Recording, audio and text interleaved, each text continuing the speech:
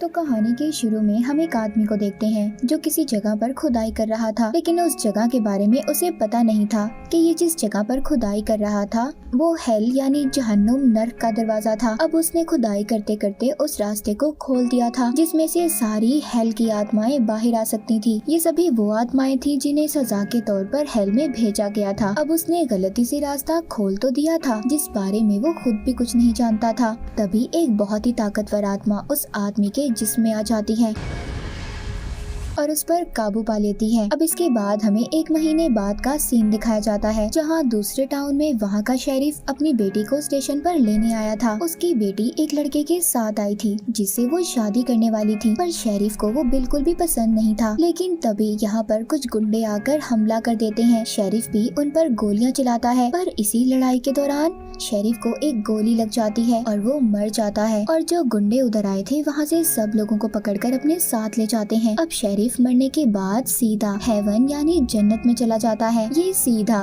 RIPD department में आ गया था,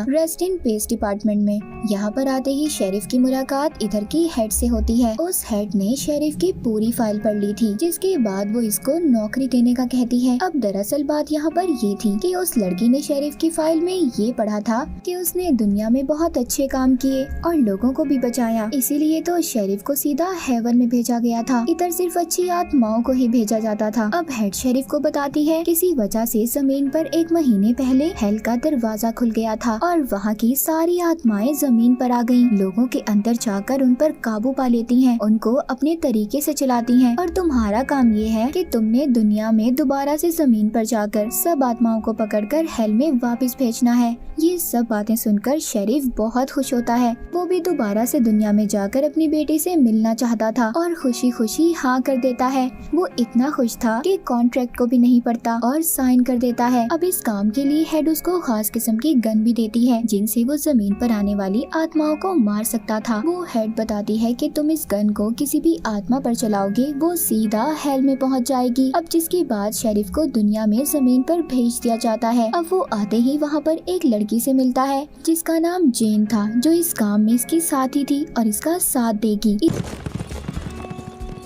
इधर ही टाउन में हम कुछ गुंडों को देखते हैं जो एक बैंक में आकर पैसे तो नहीं लूटते, वो लोगों को पकड़कर अपने साथ ले जा रहे थे। अब शेरिफ भी इधर आकर अपने घर चला जाता है, पर जेन उसको उसकी बेटी से मिलने के लिए रोकती है। वो कहती है तुम्हारी बेटी तुम्हें नहीं पहचानेगी, तुम्हें वापस से दुनिया में आने की इजाजत तो मिली है, पर तुम्हें तुम्हारा अपना जिस्म बल्कि किसी और का जिस्म दिया गया है। अब यहाँ पर हम जीन और शेरिफ का असल चेहरा देख पाते हैं। इन दोनों को 2 औरतों का जिस्म दिया गया था, यानी कि आम इंसानों को ये दोनों नहीं दिखाई देंगे क्योंकि ये मर चुके थे। और अगर तुम अपनी बेटी से प्यार करते हो, अगर तुम उसको सब कुछ सच बता भी दोगे तो वो नहीं समझ पाएगी कि असलियत सच्चाई क्या है। ये सब बातें सुनने के बाद शेरिफ को काफी दुख होता है और वो अपनी कब्र के पास जाकर बैठ जाता है। तभी उधर शेरिफ का दोस्त आता है, ये भी इनको नहीं पहचान पाता। उसे भी ये दोनों 2 औरतें ही नजर आ रही थी। वो इनको बताता है कि शेरिफ की बेटी को कुछ गुंडे पकड़ कर ले गए हैं। अब जल्दी से ये उन गुंडों का पीछा करते हैं। ये वही आदमी थे जिन्होंने बैंक के कुछ लोगों को भी पकड़ा था।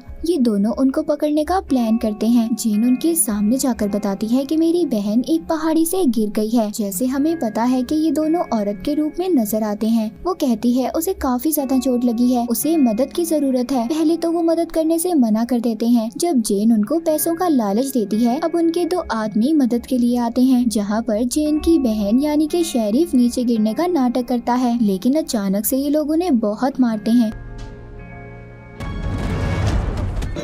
और उनका पीछा करते हुए वहां तक पहुंच जाते हैं जहां पर सब लोगों को पिंजरे में कैद करके रखा गया था, मगर उस पिंजरे को खोलना काफी ज्यादा मुश्किल हो रहा था। तभी उधर जेन को एक आइडिया आता है। उसके पास जादुई पानी था, वो एक आदमी के ऊपर फेंक देती है। दरअसल उस आदमी के सीने पर गोल निशान था। ये उन लोगों के जिस्म पर होता था जिनके अंदर हेल की आत्मा होती थी, इसीलिए जेन ने उस आदमी पर पानी फेंका था। अब जैसे ही ये पानी उसके ऊपर फेंकती है, उसके अंदर की आत्मा बाहर निकलकर पूरे पिंजरे में फैल जाती है, जिस वजह से पिंजरा टूट जाता है और सभी बाहर आ जाते हैं। उधर शेरिफ गन निकालकर आत्माओं पर चलाने लगता है और सबको दोबारा से हेल नर्क में भेज देता है। यहीं पर इनको स्किनी नाम का लड़का मिलता है, जिसके अंदर भी हेल की आत्मा थी और ये उस आत्मा के लिए काम कर रहा था जो उस आदमी के अंदर थी, जिसको हमने कहानी के शुरू में खुदाई करते देखा था। शेरिफ इसको भी मारने वाला था। वो कहता है तुम मुझे मारकर क्या करोगे, और मैं उस आत्मा का साथ इसलिए दे रहा हूँ क्योंकि वो बहुत ताकतवर है और उसके पास तुम्हारी जैसी गन भी है।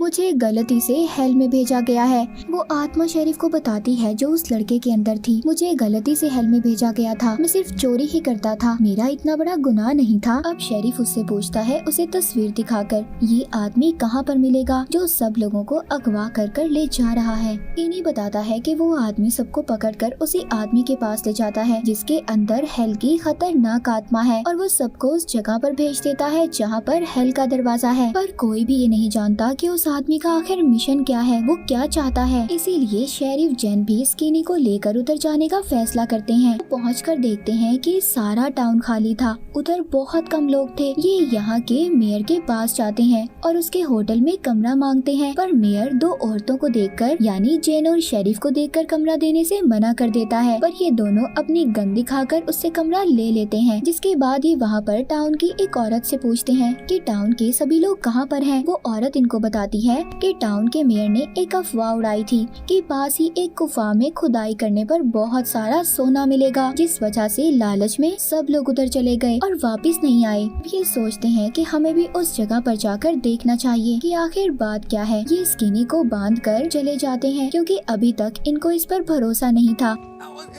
अब जाते हुए रास्ते में इन्हें एक आदमी मिलता है जिसने मास्क लगाया हुआ था। वो बताता है टाउन में हेल का दरवाजा खुलने की वजह से वहाँ की गैस टाउन में फैलती जा रही है। ये आदमी दरअसल यहाँ का मेयर ही था जिसने मास्क लगाया हुआ था। वो कहता है मैं भी उस आदमी के पास गया था, जब से इसने ये मास्क लिया था ये भी उस आदमी के कंट्रोल में था। इसने ही ये अफवाह फैलाई थी कि पूरे टाउन में उधर गुफा में बहुत सोना है। तभी उधर उस आदमी के कुछ लोग आ जाते हैं जिस आदमी के अंदर खतरनाक आत्मा थी। ये सब इनको पकड़कर जेल में बंद कर देते हैं। अब यहाँ पर इनसे एक लड़की मिलने आती है। ये लड़की भी RIPD की एजेंट ही थी, लेकिन ये लड़की वहाँ के हथियारों को चुराकर जमीन पर ही छुपकर रह रही थी। जेन को इस लड़की पर बहुत गुस्सा था क्योंकि इसी की वजह से सारे हथियार उस खतरनाक आत्मा के पास भी थे जो उस आदमी के अंदर थी और यही वजह थी वो सबको हरा रहा था। अब उस लड़की के जाने के बाद जेन बहुत सोचती है। उसको उस आदमी का प्लान समझ आ जाता है। कहती है जब चांद पूरी तरह से लाल हो जाएगा तो वो आत्मा जो उस आदमी के अंदर है हेल के दरवाजे को खत्म कर देना चाहती है ताकि सारी आत्माएं दुनिया में आ जाएं और हेल का रास्ता हमेशा के लिए खुल जाए। और अगर ऐसा हुआ सारी आत्माएं जमीन पर आई, हर जगह उनका कब्जा होगा और फिर वो खतरनाक आत्माएं राज करेंगी, सब इंसान मिट जाएंगे।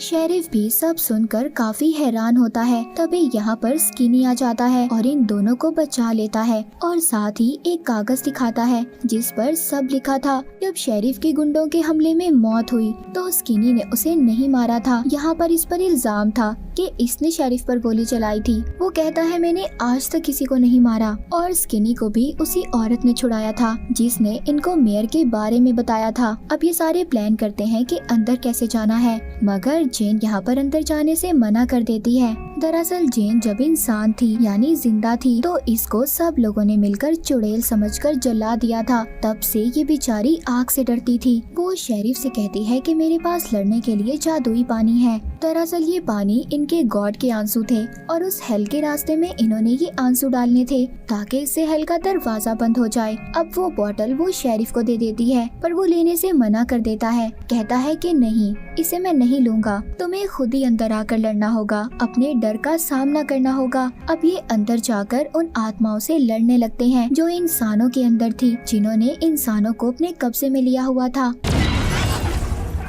शेरिफ स्किनी से कहता है सबको बचाओ और सबको बाहर ले जाओ। पर यहाँ पर वो आदमी इन पर भारी पड़ रहा था क्योंकि उसके अंदर बहुत खतरनाक आत्मा थी। अब यहाँ पर खुद ही अंदर जेन आ जाती है। वो उस जादुई पानी को उस हेल के रास्ते में गिरा देती है, जिससे अब जितनी भी आत्माएं इंसानों के अंदर थी निकलकर उस हेल के रास्ते में चली जाती हैं और वो दरवाजा बंद हो जाता है। पर वो आदमी अभी भी बाहर था जिसके अंदर खतरनाक आत्मा थी जो कहानी के शुरू में देखी थी। वो अब उस आदमी के अंदर से निकलकर अपने असली रूप में इनके सामने आ जाती है और इन पर हमला कर देती है। पर उधर शेरिफ अपनी गन लेकर उसमें बचा हुआ जादुई पानी डालकर उस आत्मा को भी खत्म कर देता है। इन्होंने सब आत्माओं को वापस हेल में भेज दिया था जिस मकसद के लिए ये दुनिया में आए थे। ये दोबारा से टाउन में जाते हैं जो अब लोगों से भरा हुआ था। हर तरफ चहल पहल थी। अब यहाँ का नया मेयर स्किनी को बना दिया जाता है और उस औरत को इसका असिस्टेंट बना दिया जाता है जिसने इसको बचाया था। स्किनी के अंदर जो आत्मा थी